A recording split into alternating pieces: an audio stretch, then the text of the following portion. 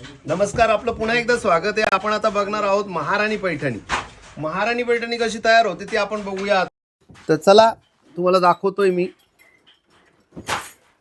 अशा पद्धतीने जॅकॉट काम असतं, एक एक एक एक धागा जे आपण म्हणतो ना नेहमी टर्निंग काम, तर ते टर्निंग काम मी तुम्हाला दाखवतोय. बघा टर्निंग काम असतं, हे सगळं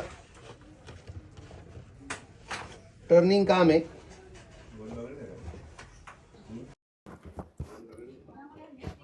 बघा खूप नाजूक आणि एकाग्र तल्लक बुद्धी ठेवावी लागते, तेव्हा ते पैठणी तयार होते. पैठणी तयार होण्याकरता खूप मेहनत आहे.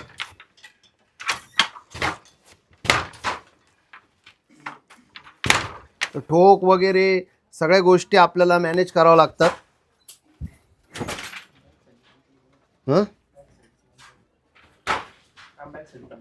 हा बॅक साईडने काम चालतं, म्हणजे जे वर्किंग साईड आपली बॅक साईड चालते आणि जी फ्रंट साईड असते ती पुढून तयार होत राहते साडीची. हा बॅक साईड म्हणजे खालून, फ्रंट साईड पुढून असते. तुमचा जो नेसता भाग आहे तो पुढून आहे.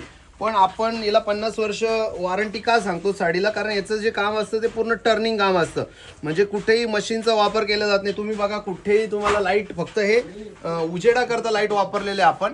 अदरवाईज यामध्ये कुठेही यंत्र किंवा मशिनरीचा वापर केलेला नाही. सगळं मॅन पॉवरने तयार होते पैठणी.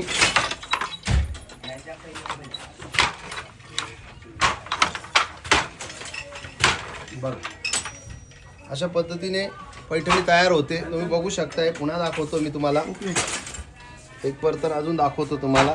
हे बघ खूप म्हणजे मेहनत खूप आहे याच्यामध्ये पैठणी तयार करण्यात. तुम्ही बघू शकताय. रंग आता हा आबोली कलर आहे. धूपचाव मध्ये कलर जो येतो पिंक बाय ऑरेंज, म्हणजे जो आपला पद्मिनी कोल्हापुरी ताईंनी